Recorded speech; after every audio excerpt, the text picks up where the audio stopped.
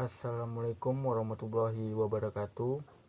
Nama saya Muhammad Ismail. Saya merupakan semester 1 kelas karyawan di Stisipur Raja Haji Tanjung Pinang dengan NIM 21102061. Saya di sini akan menerangkan hasil resum mata kuliah asas-asas manajemen yang juga merupakan tugas ujian akhir semester 1 dari dosen asas-asas manajemen yaitu Bu Riau Sujarwani. Baiklah, yang pertama saya akan menunjukkan sejumlah materi yang sudah dipelajari sepanjang semester 1 ini.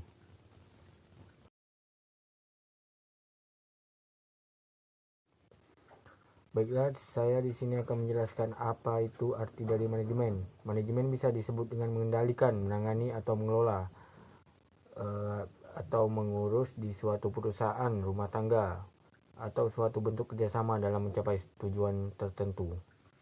Kemudian perkembangan generasi manajemen. Generasi pertama atau jungle management ini artinya pekerjaan lebih banyak dikerjakan sendiri, pekerjaan dijalankan secara naluriah hingga mengalir bersama-sama orang yang saling bekerja sama. Kemudian ada generasi kedua atau manajemen by direction.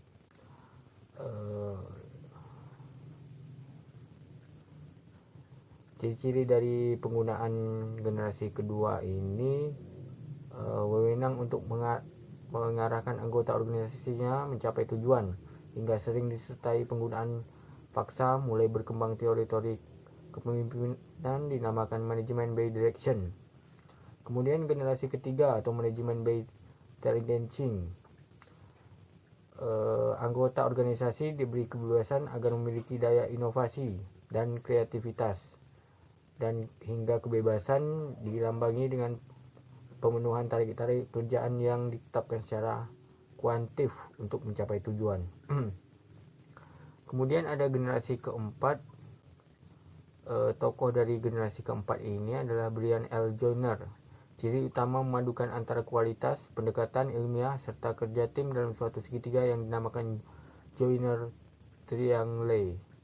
Fokus pada kualitas produk yang dihasilkan dalam rangka memberikan kepuasan pada pelanggan atau customer satisfaction. Kemudian berangkat dari rasa percaya pada setiap orang dengan keperluan manusia berdasarkan harga dirinya. Selanjutnya generasi kelima. Tokoh dari generasi kelima ini adalah M. Shepard.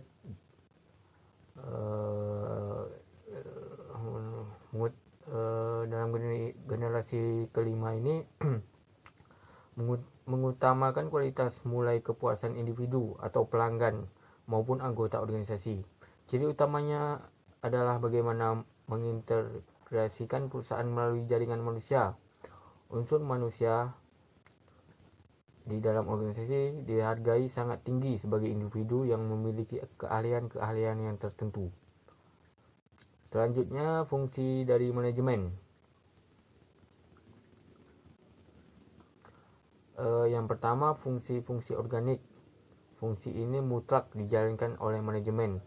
Bila tidak atau tidak mampu, lambat organisasinya akan mati. Kemudian fungsi-fungsi pelengkap tidak mutlak. Sebaiknya dilaksanakan karena pelaksanaannya fungsi-fungsi itu dengan baik akan meningkatkan efisiensi, memperlancar usaha mencapai tujuan dengan efisien, ekonomis, dan efektif. Contohnya budaya organisasi, tata ruang kantor, dan lain-lain. Prinsip-prinsip manajemen.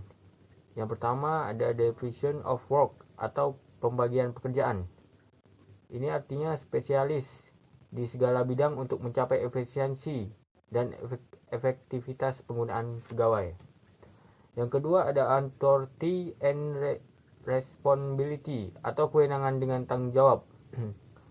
Ini artinya keseimbangan antara wewenang dan tanggung jawab. Kemudian ada disiplin atau disiplin, suasana tertib dan teratur, tunduk patuh dan taat pada norma, peraturan, dan ketentuan dengan ikhlas dan sedang hati tanpa paksaan. 4. Ada unity of command atau kesatuan perintah. Ini artinya perintah, laporan, dan pertanggungjawaban kepada seorang pemimpin. Yang kelima ada unity of direction atau kesatuan arah. Ini artinya seorang kepala dan suatu rencana. Yang keenam ada subordination of individual interest to great interest atau kepentingan umum di atas kepentingan individu. Yang ketujuh ada gaji, upah, dan penghasilan. Ini sebuah sistem dan metode harus adil dan memberikan kepuasan maksimal. Kemudian ada jenjang hierarki. Ini artinya tingkatkan wewenang dan tanggung jawab. Yang artinya tertinggi dan terendah, tidak boleh menyimpang. Yang ke-10 ada order atau ketertiban. Ini artinya material dan sosial, tempat-tempat bagian suatu dan seseorang. Kemudian ada equity atau keadilan, sikap pemimpin yang baik, ramah dan adil, simpati kesetiaan dan ketaatan bawahan. Kemudian ada stability of firm atau stabilitas jabatan pegawai. Kemudian ada kapasitas kestabilan dalam bekerja dan perkarsa hingga kesetiakawanan. Selanjutnya saya akan menjelaskan sejumlah unsur-unsur dari manajemen. Yang pertama ada man atau manusia. Manusia ini sangat menentukan untuk membuat tujuan. Dalam hal ini melakukan proses-proses kegiatan untuk mencapai tujuan yang telah ditetapkan. Tanpa manusia tidak akan ada proses kerja. Kemudian ada money atau uang. Uang ini sangat penting sebagai alat tukar dan alat ukur nilai suatu usaha. Karena besar kecilnya perusahaan diukur dari jumlah perputaran uangnya. Selanjutnya yang ketiga ada machines atau alat-alat. Peranan mesin sebagai alat bantu kerja memudahkan melaksanakan pekerjaan, memberikan keuntungan terhadap tenaga kerja. Penggunaannya sangat tergantung kepada manusia, mempermudah tercapai tujuan hidup manusia. Kemudian ada metode cara kerja. Tercapainya atau tidaknya tujuan sangat tergantung kepada cara melaksanakannya. Dengan cara kerja yang baik akan memperlancar dan mempermudah dalam melakukan pekerjaan. Kemudian materials atau bahan-bahan bisa disebut juga dengan perlengkapan. Dalam hal ini manajemen ada karena adanya kegiatan manusia secara bersama-sama untuk mengurus sebuah material. Yang keenam ada market atau pasaran. Fungsi pasar ini juga sangat penting untuk memasarkan barang-barang hasil produksi suatu kegiatan usaha. Pasar penting dikuasai sebab demi kelangsungan proses kegiatan badan usaha atau industri. Selanjutnya teori manajemen. Yang pertama teori situative management. Teori insentif tahun 1903. Tokohnya ada Taylor, Fayol, Gulick, Orwig. Ini dalam hal ini teori ini artinya setiap orang dalam organisasi atau tinggi atau rendahnya harus diberi perlengkapan kerja yang standar dan insentif yang tinggi agar hasil kerjanya dapat berkualitas. Yang kedua ada teori hubungan manusia atau human relation tahun 1930. Teori ini sanggahan teori finansial atau meningkatkan produktivitas kerja, hubungan yang dinamis dan harmonis. Kemudian teori Behavior-Sciences, teori perilaku tahun 1950. Dalam teori ini perilaku orang akan tergantung kepada kebutuhannya untuk meningkatkan produktivitas organisasi, tingkatan produktivitas individu, berikan insentif sesuai dengan tingkat kebutuhannya. Selanjutnya saya akan menjelaskan tentang perencanaan atau planning. Perencanaan atau planning ini merupakan materi keempat mata kuliah asas-asas manajemen. Ada bermacam-macam pengertian dari berbagai pihak soal arti perencanaan ini. Menurut Hermawan, perencanaan adalah penentuan terlebih dahulu apa yang akan dikerjakan. Sementara menurut Louis Allen, perencanaan adalah penentuan serangkaian tindakan untuk mencapai hasil yang diinginkan. Kemudian menurut O'Donnell, perencanaan adalah fungsi seseorang manajer yang berhubungan dengan pemilihan berbagai alternatif tujuan, kebijakan, prosedur, dan program.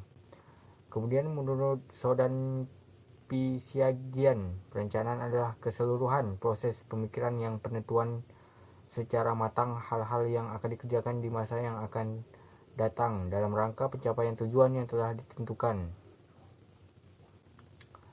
Kemudian ada Jorge R. Terry. Perencanaan adalah pemilihan fakta dan usaha menghubung-hubungkan antara fakta yang suatu dengan yang lain. Kemudian membuat perkiraan dan peramalan tentang keadaan dan perumusan tindakan untuk merasakan yang akan datang yang sekitarnya diperlukan untuk mencapai hasil yang dikehendaki. Dalam ini, perencanaan adalah pola perbuatan yang menggambarkan di muka hal-hal yang akan dikerjakan kemudian. Kemudian ada fungsi perencanaan. Yang pertama, interpretensi atau dapat penjelasan, menguraikan dan menjabarkan kebijakan umur, generalitas dan bentuk kerjasama. Yang kedua, ada forecasting. Ini artinya dapat memperhitungkan keadaan dan situasi di masa yang akan datang. Yang ketiga ada koordinasi. Koordinasi ini adalah sebagai alat koordinasi seluruh kegiatan manajemen. Yang keempat, ekonomis. Ekonomis mengandung prinsip ekonomis atau hemat agar kegiatan manajemen dapat efisien. Yang kelima ada pedoman. Jadi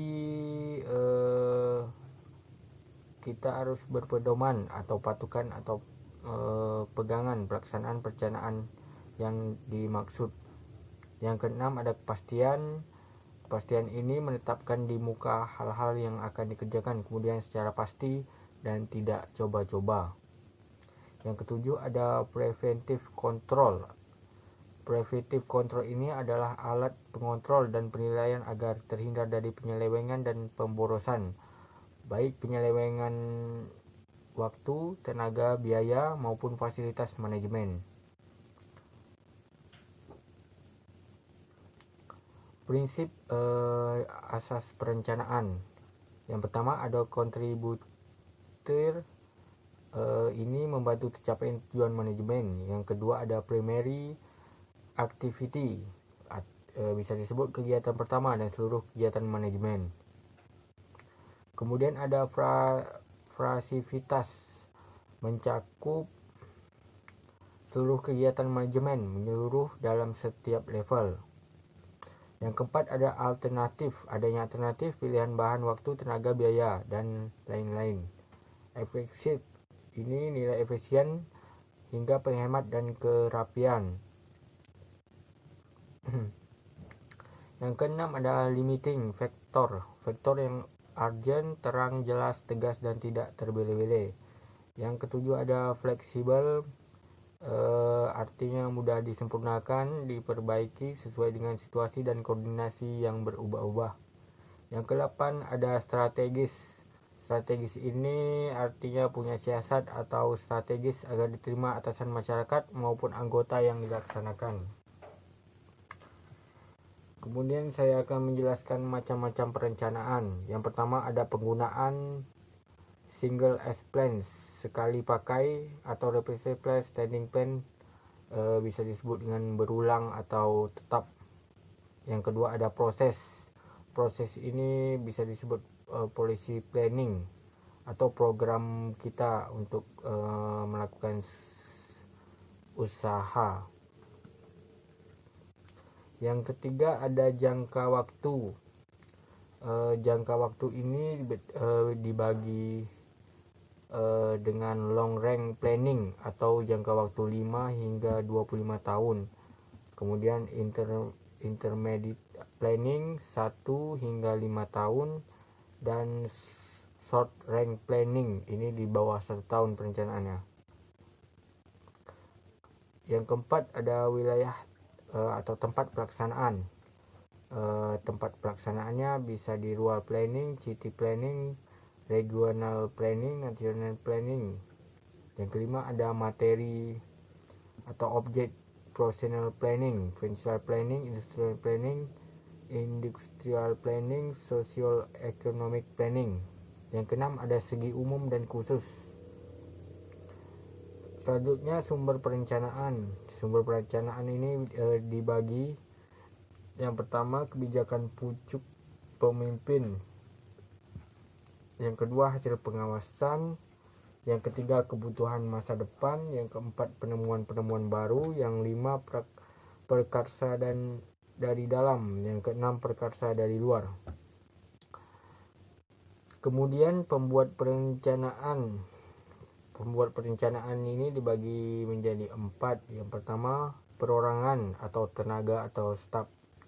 Jadi kalau ada perencanaan harus ada staf. Kemudian yang kedua harus ada unit staf atau bagian perencanaannya. Yang keempat ada panitia atau badan perencanaan. Yang selanjutnya ada kontraktor atau konsultannya. Tindak-tindakan atau langkah-langkah pokok perencanaan. Yang pertama, harus menentukan masalah dulu, tugas, tujuan, dan kebutuhan yang secara jelas. Yang kedua, mencari informasi secara lengkap yang berhubungan dengan berbagai kegiatan. Yang ketiga, mengobservasi, meneliti, menganalisis, dan mengklasifikasi informasi yang sudah terkumpul. Yang keempat, baru melaksanakan metode perencanaan yang telah dibuat dengan menetapkan pelaksanaan rencana, memilih rencana yang direncanakan. Yang kelima, menetapkan planning alternatif. Yang keenam, memilih dan memeriksa rencana yang diajukan. Yang kedelapan, mengatur urutan dan waktu rencana secara terperinci, mengadakan evaluasi. Kemudian saya akan menjelaskan yang tentang perencanaan yang baik. Yang pertama, mengetahui dulu sifat, ciri, prinsip rencana yang baik. Sebab mempermudah capai tujuannya dibuat oleh orang yang memahami tujuan organisasi. Kemudian yang kedua harus memandang proses perencanaan sebagai suatu rangkaian pertanyaan yang harus dijawab. Yang pertama, ada apa, kapan, bagaimana, siapa, di mana, mengapa. Yang tiga, memandang proses perencanaan sebagai suatu masalah yang harus dipecahkan dengan mempergunakan teknik-teknik ilmiah. Melalui tingkah, mengetahui sifat hakikat masalah yang dihadapi. Kemudian mengumpulkan data, menganalisa data-data, menentukan beberapa alternatif, memilih cara, kemudian pelaksanaan dan penilaian hasil. Selanjutnya saya akan menjelaskan tentang pengorganisasian atau organizing. Ini merupakan materi dari pertemuan kelima. Menurut James Dimoni, organisasi adalah bentuk setiap perserikatan manusia untuk mencapai tujuan bersama. Namun menurut George R. Terry, organisasi adalah mengalokasikan seluruh pekerjaannya yang harus dilaksanakan antara kelompok kerja dan menetapkan wewenang relatif serta tanggung jawab masing-masing individu untuk setiap komponen kerja dan menyediakan lingkungan kerja yang tepat sesuai staf dosen Balai Pembinaan Administrasi UGM. Organisasi adalah suatu sistem usaha kerjasama pada sekelompok orang untuk mencapai tujuan bersama. Menurut Profesor Dr. Sondang Siagian, organisasi adalah setiap bentuk persekutuan antara dua orang atau lebih yang bekerja sama untuk sesuatu tujuan bersama dan terikat secara formal dalam mempersekutuan mana selalu terdapat hubungan antara seseorang, sekelompok orang yang disebut pemimpin, dan sekelompok orang lain yang disebut bawahan. Selanjutnya, hakikat organisasi. Hakikat organisasi ini sebagai alat manajemen. Organisasi dapat ditinjau dari dua sudut pandang. sudut pandang itu, yaitu organisasi sebagai wadah atau relatif staris. Kemudian tempat di mana kegiatan-kegiatan manajemen dilaksanakan.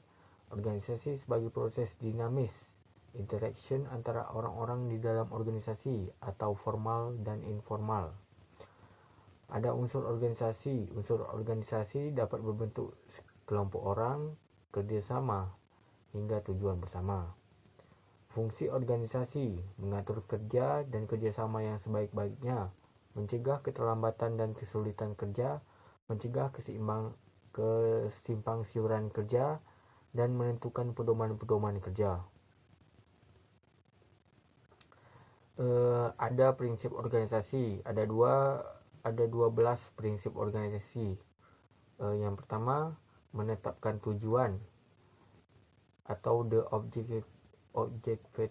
Menetapkan tujuan ini harus dengan jelas, dimengerti, dipahami, diterima, dijawai, serta orang dalam melaksanakan tugas agar terjadi penghematan tenaga, material, biaya, dan waktu. Yang kedua, ada kesatuan arah atau unity of direction. Yang ketiga, ada kesatuan perintah. Yang keempat, ada keseimbangan antara wewenang dan tanggung jawab seseorang atau pelimpahan wewenang. Keseimbangan antara wewenang dan tanggung jawab ini ada 3 jenis. Yang pertama, pelimpahan wewenang ke bawah. Kemudian ada pelimpahan wewenang horizontal dan pelimpahan wewenang ke atas. Yang kelima, ada pembagian tugas. Pembagian tugas ini bisa disebut dengan distribution of work, pembagian kerja. Kemudian ada departementasi. Pedoman pembagian kerja sebagai berikut. Ada jumlah unit organisasi. Ada organisasi mempunyai fungsi bulat dan berkaitan suatu sama lain. Pembentukan unit baru hanya dilakukan bila unit ada tidak tepat lagi menampung kegiatan yang sangat berbeda. Yang keenam, ada struktur organisasi. Struktur organisasi ini harus disusun sederhana mungkin. Yang ketujuh, harus ada pola dasar organisasi yang harus relatif permanen. Yang ke-8, adanya jaminan jabatan atau security of tenure. Yang ke-9, ada balas jasa yang diberikan kepada setiap orang harus timpal dengan jasa yang diberikan. Yang ke-10, ada penempatan orang yang sesuai dengan keahlian. Yang ke-11, ada batas kemampuan pengawasan. Batas kemampuan ini tergantung dari beberapa faktor. Faktor pertama ada faktor subjektif, yang artinya kecakapan dan keahlian, pengalaman, kesehatan, umur, bakat, kepemimpinan seseorang, kepribadian, kedudukan sosial, dan masih banyak lain. Kemudian ada faktor objektif atau faktor di luar diri seseorang, faktor lingkungan, jenis pekerjaan, waktu untuk menyelesaikan pekerjaan, stabilitas organisasi, jarak antara pengawas dan bawahan. Yang ke-12, yang terakhir, ada koordinasi. Unsur-unsur koordinasi ada kualitas dan kualitas waktu, penentuan determinasi, arah dalam tindakan kerja. Bentuk-bentuk organisasi. Yang pertama, lini atau garis. Lini atau garis ini suatu bentuk organisasi di mana kepala eksekutif dipandang sebagai sumber wewenang tunggal.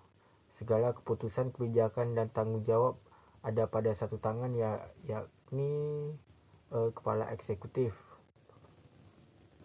Kemudian di dalam bentuk organisasi ini ada sifat atau ciri-ciri. Organisasi sifat ciri-ciri ini adalah organisasi kecil. Jumlah pegawainya sedikit, pemilik biasanya menjadi pemimpin tertinggi dalam organisasi. Hubungan kerja bersifat langsung. Spesialisasi yang dibutuhkan rendah. Kemudian anggota organisasi saling kenal mengenal. Selanjutnya tujuannya sederhana, alat-alatnya juga sederhana. Yang ketiga ada organisasi Yang kedua ada organisasi lini.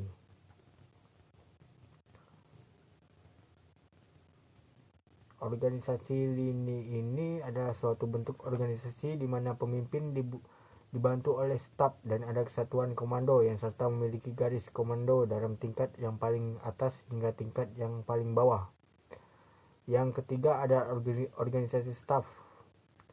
Organisasi staf ini adalah suatu organisasi yang mempunyai hubungan dengan pucuk pemimpin dan mempunyai fungsi memberikan bantuan baik berupa pemikiran maupun memberikan bantuan yang lain demi kelancaran tugas pemimpin dalam mencapai tujuan secara keseluruhan. Yang keempat ada organisasi atau tipe panitia. Organisasi tipe panitia ini adalah suatu bentuk organisasi di mana kepemimpinannya terbentuk kolektif, terdiri atas beberapa orang, segala keputusan diambil dalam suatu forum dan menjadi tanggung jawab bersama. Ciri-ciri dari organisasi ini, pemimpinnya dan pelaksanaan dibentuk dalam kelompok-kelompok yang bersifat panitia. Tugasnya juga kepemimpinan dilaksanakan secara kolektif oleh sekelompok orang. Semua anggota pemimpin mempunyai hak, wewenang dan tanggung jawab yang sama. Bentuk lain organisasi menurut Delicki, jumlah orang yang memegang kepemimpin, bentuk tunggal atau dipimpin oleh suatu orang, bentuk komisi dipimpin oleh lebih dari satu orang. Baiklah, saya akan menjelaskan tentang materi di pertemuan ke-6. Materi itu adalah organisasi publik dan bisnis. Saya di sini menyimpulkan organisasi publik memiliki definisi kegiatan masyarakat yang kegiatan pokoknya menghasilkan barang atau jasa kepada publik, seperti memberikan pelayanan dan fasilitas kepada masyarakat. Barang yang disediakan oleh organisasi publik ini tidak bisa disediakan antar penjual dan pembeli, melainkan barang tersebut diadakan oleh instansi pemerintah. Misalnya negara memberikan fasilitas KTP kepada masyarakat secara gratis. Sementara organisasi bisnis adalah pelayanan kegiatan yang menghasilkan barang atau jasa dan memperoleh keuntungan. Barang tersebut akan disediakan melalui proses pemasaran terlebih dahulu. Organisasi bisnis ini bersifat adanya transaksi antara pembeli dan penjual menggunakan sejumlah uang yang sudah ditetapkan. Untuk konsep organisasi bisnis, konsepnya lebih kepada of people atau yang berkenaan dengan masyarakat. Tujuannya untuk memberikan pelayanan kepada masyarakat. Untuk organisasi bisnis ini lebih ke private set apart, yang artinya tidak semua masyarakat mendapati barang tersebut. Masyarakat yang ingin mendapatkan barang dari organisasi bisnis ini harus melakukan transaksi pembelian terlebih dahulu. Untuk tipe-tipe produk organisasi publik ini, barang-barangnya bisa dilihat secara nyata alias real dan gratis. Sementara organisasi bisnis, barang-barangnya yang harus dibeli oleh masyarakat menggunakan uang sendiri dan tidak gratis.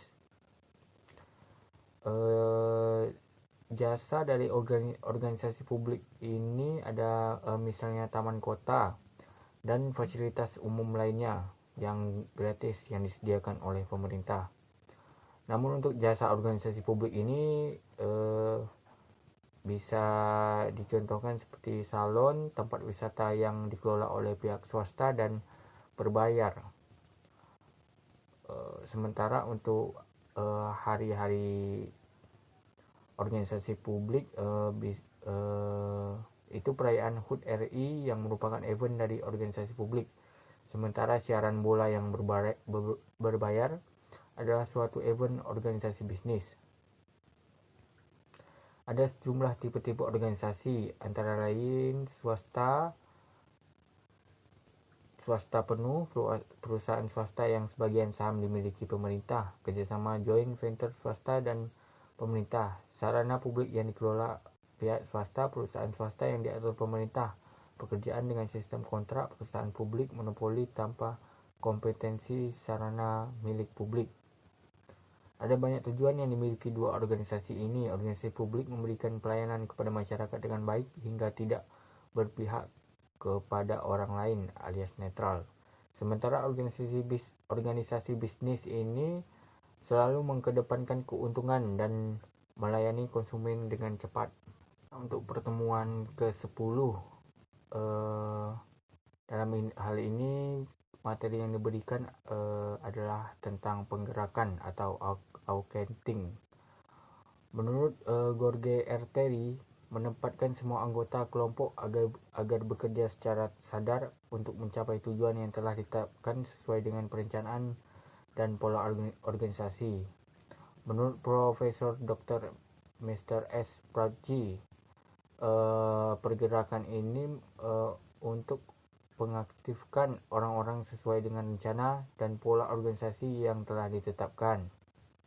Menurut Profesor Abdurrahman, kegiatan manajemen untuk pergerakan ini adalah kegiatan manajemen untuk membuat orang-orang lain suka dengan dan dapat kerja. Istilahnya, penggerakan terdapat beberapa terminologi pergerakan dalam bahasa asing, antara lain accounting, yaitu pergerakan orang lain secara umum.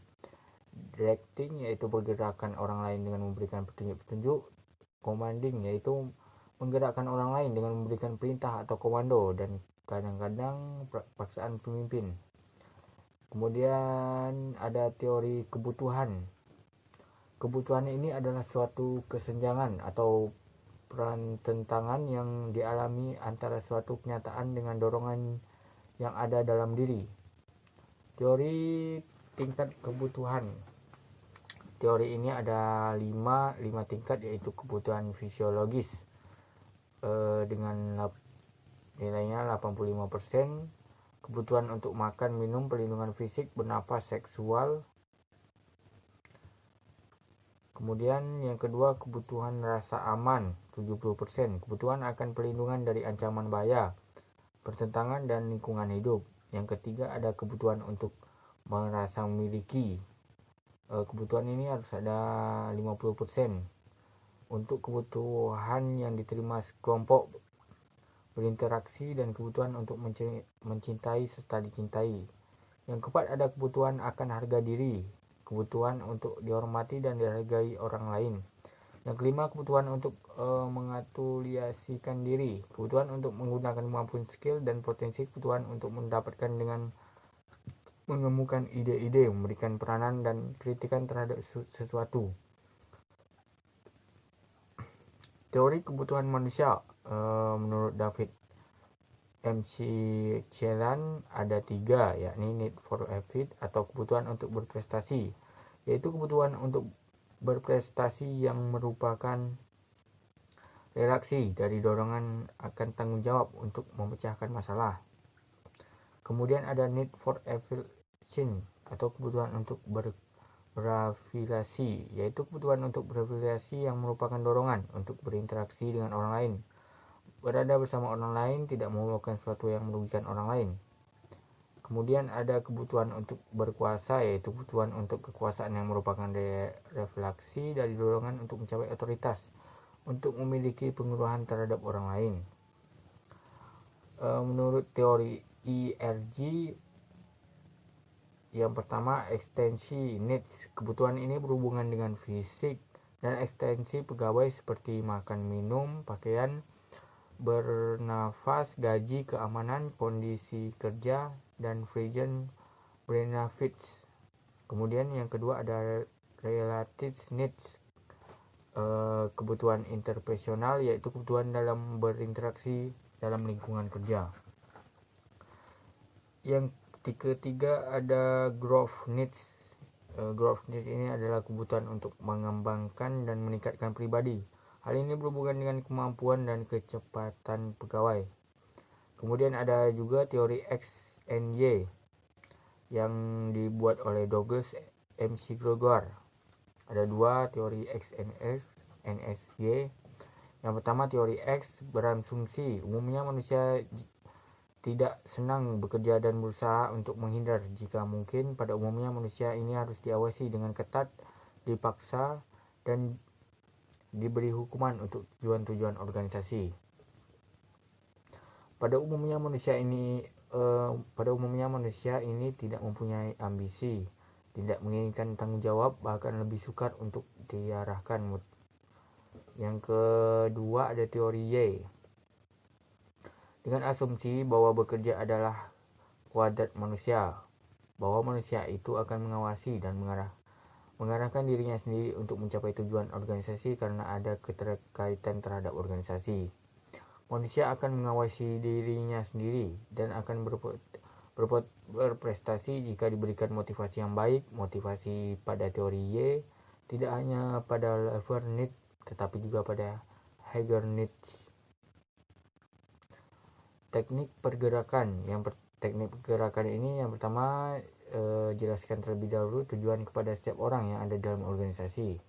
Yang kedua, usahakan agar setiap orang menyadari, memahami, serta menerima baik tujuan tersebut.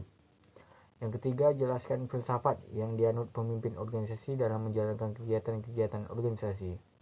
Yang keempat, jelaskan kebijaksanaan atau kebijakan yang ditempuh oleh pemimpin organisasi dalam usaha pencapaian tujuan.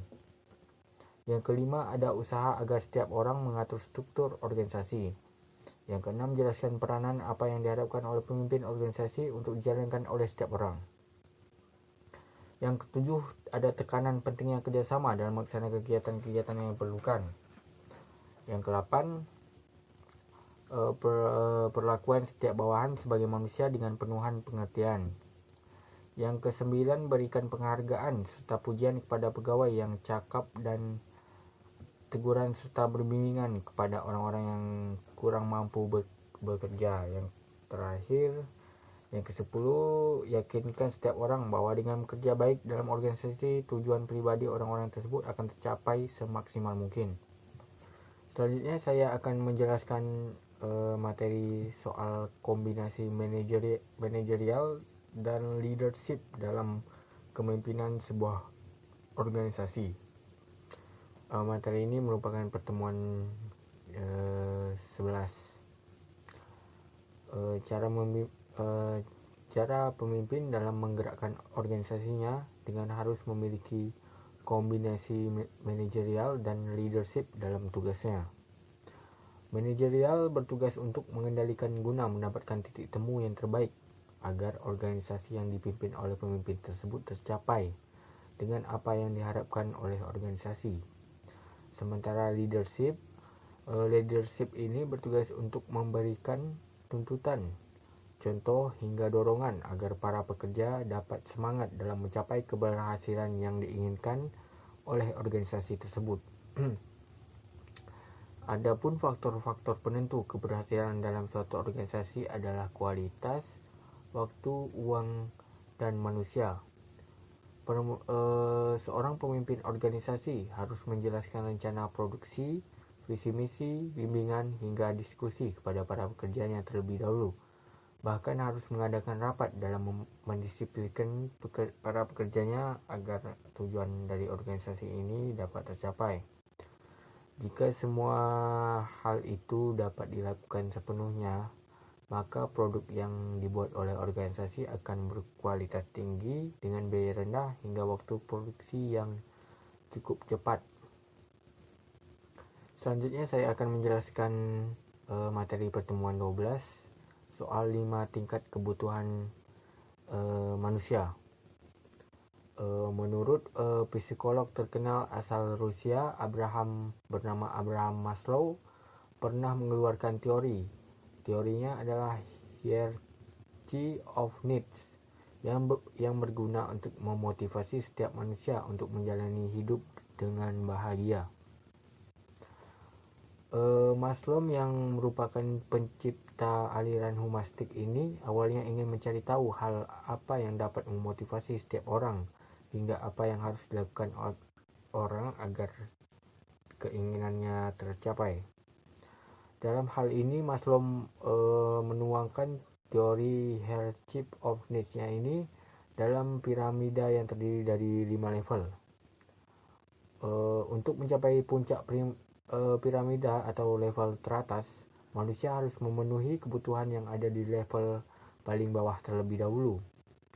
Dalam level 1 ini, setiap manusia harus dapat memenuhi hidup dengan makan, tidur hingga tempat tinggal. Jika sudah terpenuhi, manusia dapat memenuhi level kedua, yakni keamanan. Keamanan yang Maslow maksudkan ini adalah membutuhkan kerja hingga menabung. Level 1 dan 2 ini diberi nama oleh Maslow dengan sebutan basic needs atau kebutuhan pokok. Setelah dua level itu terpenuhi, manusia harus dapat memenuhi apa yang ada di level 3. Level 3 itu adalah kebutuhan cinta, seperti memiliki keluarga, teman, dan lain-lain. Selanjutnya di level 4 ada kebutuhan harga diri, yang dimaksud membutuhkan apresiasi dari orang lain. Sementara level 3 dan 4 ini disebut sebagai physiological needs atau kebutuhan psikolog.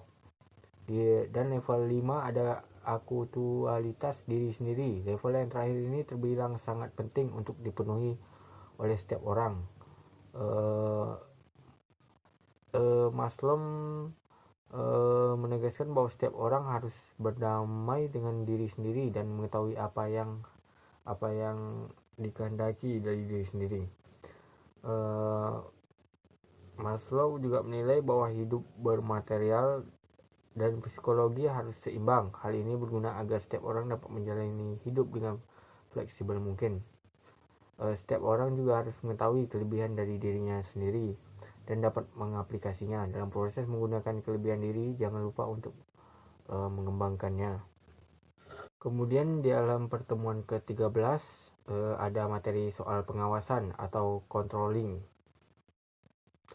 Menurut George R. Terry, proses penentuan apa yang akan dicapai yaitu standar, apa yang sudah dihasilkan, kemudian pelaksanaan, menilai pelaksanaan, dan bila mana perlu mengambil tindakan korektif sehingga pelaksanaan dapat berjalan menurut rencana yang sesuai dengan standar.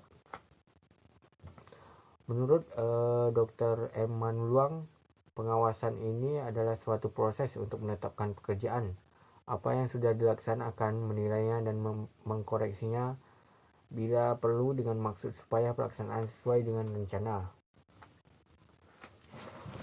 Kemudian Profesor Dr. Sondang P. Siagian menyebut pengawasan proses pengamatan ini pelaksanaannya seluruh kegiatan organisasi untuk menjamin agar semua pekerjaan yang sedang dilakukan berjalan sesuai dengan rencana yang telah ditentukan. Adapun sasaran pengawasan. Sasaran pengawasan ini melalui pengawasan pelaksanaan tugas-tugas yang telah ditentukan sungguh-sungguh sesuai dengan pola yang telah digariskan dalam rencana, bahwa struktur serta hierarki organisasi sesuai dengan pola yang telah ditentukan dalam rencana. Sistem dan prosedur kerja tidak menyimpang dari garis-garis kebijakan yang telah tercermin dalam rencana. Kemudian bahwa untuk pembagian tugas, wewenang dan tanggung jawab didasarkan pada pertimbangan-pertimbangan yang objektif dan rasional dan tidak atas dasar personal likes and details, bahwa tidak terdapat penyimpangan dan atau penyelewengan dalam menggunakan kekuasaan, kedudukan maupun dan terutama keuangan. Ada beberapa sifat pengawasan. Ada fact finding atau menemukan fakta. Pelaksanaan fungsi pengawasan harus menemukan fakta-fakta tentang bagaimana tugas yang dijalankan dalam organisasi. Ada faktor biaya, tenaga kerja, sistem, dan prosedur kerja.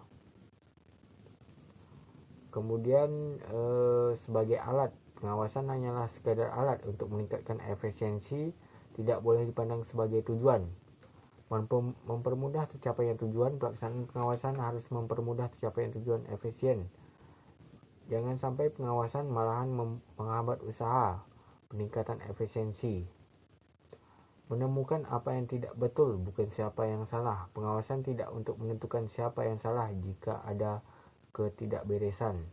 Akan tetapi untuk menemukan apa yang tidak betul Selanjutnya ada teknik pengawasan. Pada prinsipnya terdapat dua teknik pengawasan. Yang pertama pengawasan langsung atau direct control. Apabila pemimpin organisasi mengadakan sendiri pengawasan terhadap kegiatan yang sedang dijalankan dapat berbentuk introspeksi langsung atau on the spot observation, on the spot report. Yang kedua ada pengawasan tidak langsung. Pengawasan tidak langsung ini adalah pengawasan dari jarak jauh yang dilakukan melalui laporan yang disampaikan oleh para bawahan ke atasannya, dapat berbentuk tertulis atau lisan. Ada sejumlah metode pengawasan. Yang pertama metode observasi langsung. Metode pengawasan langsung oleh ini adalah pengawasan yang langsung diawasi oleh atasannya atau pemimpin terhadap pelaksanaan kerja yang dilaksanakan oleh pegawai atau bawahannya. Yang kedua ada metode statistik. Metode ini adalah pengamatan yang dilakukan melalui data yang disusun secara statistik dan grafis. Yang ketiga ada metode laporan. Metode ini adalah pengawasan yang dilakukan setelah diketahui kesalahannya, kekeliruan dan penyalahgunaan dari laporan yang sudah diterima kepada pimpinannya.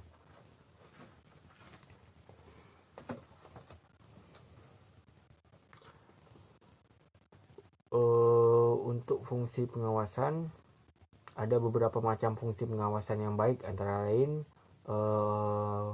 untuk mencegah penyimpangan, memperbaiki kesalahan, menindak penyalahgunaan atau penyelewengan, mengintimidasi organisasi dan kegiatan manajemen, mempertebal rasa tanggung jawab, dan mendidik pegawainya. Proses pengawasan ini dapat dilakukan dengan menetapkan dasar terlebih dahulu, kemudian ada memperbaiki penyimpangan, kesalahan, dan kelemahan dan tidak koreksi. Menetapkan dasar ini atau standar pengawasan menentukan apa yang harus dikerjakan, yang hendak dicapai, diharapkan, dituju atau dicita-citakan. Meneliti, memeriksa, dan menilai hasil yang dapat dicapai terlebih dahulu. Kemudian harus membandingkan hasil pelaksanaan dengan dasar standar yang telah ditetapkan dengan apa yang diharapkan.